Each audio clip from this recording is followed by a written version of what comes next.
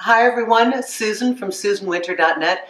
Thank you, my dear and wonderful YouTube family, for coming back, and I have more of your questions. Thank you, subscribers. You guys keep me going, and your wonderful comments, I absolutely love them. So thank you, everyone. This one is from Sara, and Sara is starting to think, by comparison to her friends, that she's unlucky in love. And haven't we all thought that at some point? Like, am I cursed? Why does everybody end up in a relationship but me? All right, so here's what's going on.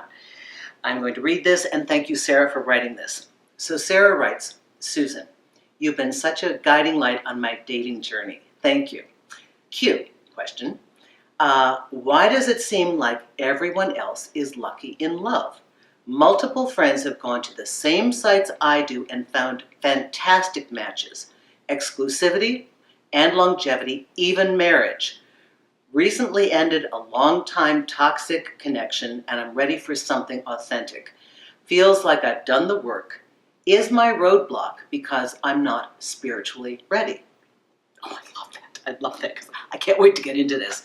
Sara, okay, love what you've written. So specifically, there's a lot in here that I can't see. I can't see what you have in your profile. I can't see what photos you've got. I don't know that what you say you want in your profile and what you say when you're chatting to a person before you meet them and how you present yourself when you meet them. I don't know that it's all in congruity. But I can tell you this. You need to be very clear on what you want and need in your profile. Then you need to look and act and speak in accordance with that. Oftentimes, we're disjunct. I had a friend who knew she wanted a committed relationship, always did, but showed up like the party girl, like the, yeah, it's all cool and it's all wonderful and whatever. And it threw guys off. They didn't know what to do with this because you've got to be the same package. The cover and the interior and the chapters have to read the same way. Ask your friends. Ask your friends that have found marriage, that have found longevity, that have found fantastic partners. Have them look at your online profile. If you're on the same site, have them tell you, what do you think about this picture? What do you think about what I've said? Am I presenting myself in the right way? Okay, so that's the technicality. Here's the big question you're asking. Are you unlucky? Are you cursed? Is there something wrong with you? No, and no. No. The job that has to be done is that your head and your internal being, it all has to be unified in what you want. And you have to be in agreement with yourself. If you have a conflict for some reason, you think you don't deserve it, like part of you wants it and part of you doesn't want it, this is where you have to be very, very honest with yourselves. Because there are some people that date and they say they want a partnership and they say they want fidelity. And when they get somebody that's offering it to them, they don't really want it and they don't know what's going on. And worse yet, what about the person on the other end that doesn't understand what's going on? So ask yourself the following questions. As much as I claim I want this, is there some part of me that has resistance to it? Do I envision somehow that partnership, even marriage, would stifle me, would dampen my creativity, would somehow create less freedom in my life, would be a constraint? Do I want some of the package and not all of it? And I have found myself uncomfortable stating that. Am I uncomfortable when I meet somebody telling them, hey, I want a committed relationship? Am I scared I'm going to turn them off? And so therefore, am I going mute and giving them the wrong information? So they think maybe that this is just a gal who's dating for fun. These are the things you have to ask yourself. Is your mind and the insides, is it truly ready? Because when you really are at peace and you know you want something, it can come very quickly. Also, you may want something a little bit different than your friends. Everybody has a different set of, I don't want to say principles, but let's say standards.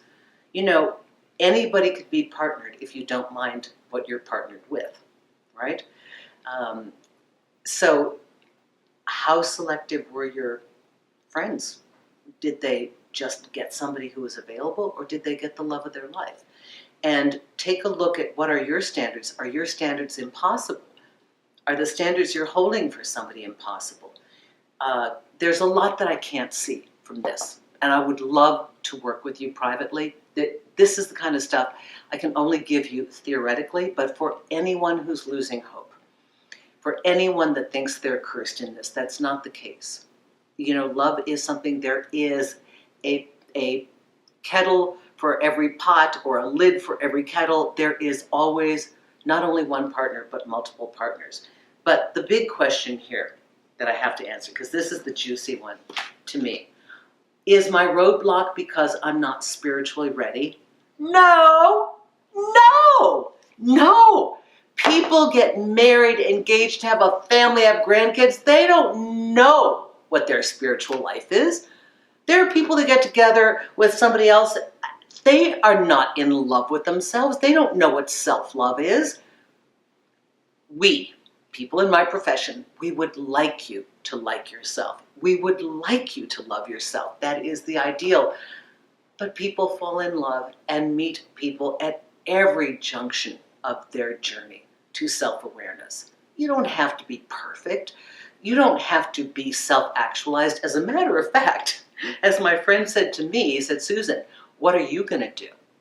What are you going to do at the apex of the mountain? You tell me how many guys are up there for you. And I said, well, it does narrow down. Yes, it does. At the bottom, everybody's at the bottom of the mountain. That's where and then as you climb up, there are fewer and fewer people. But then the question becomes, what is more important? For me to evolve into who I see myself to become. And yes, as I evolve, maybe my choices will be fewer, but they will be far more specific and far more tailored for me. So, love can be found by anyone at any point in their journey of their own self-awareness or their own spirituality. That is not anything that would hamper you. Get that out of your mind. So I'm thinking you think you have to earn this. This is what's coming up for me now. Because you've tied this to spirituality and you're wondering if you're not there yet, some part of you thinks you have to earn being in a relationship. Do you feel like you have to audition for being the girlfriend? Maybe I won't get the part. This is where some positive self-talk and reframing the truth about who you are needs to be done. Look at your friends that found love. Are they guru and guru-esque? Really? No, they're not. They're regular people that found love. How did they do it? If you can see examples of it, my assignment for you is to dissect what they did, query them. They're the living proof. How did you find this person? What do you think? What about your profile pictures? So what did you say on your first date? How did you know? Did you say this? Did you say that? Talk to them. You've got living proof. They're your friends. Find out what they did right and then match it to what you're doing. That's where you learn you are already and always have been deserving of love. You know, in this life we block ourselves. People, sometimes random people, have a much better opinion of us than we do of ourselves. Earning our own self-love is a lot harder than getting love from somebody else. So it's actually the other way around.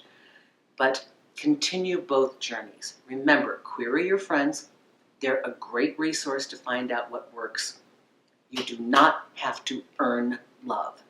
You are inherently lovable, and there is somebody, multiple people for you.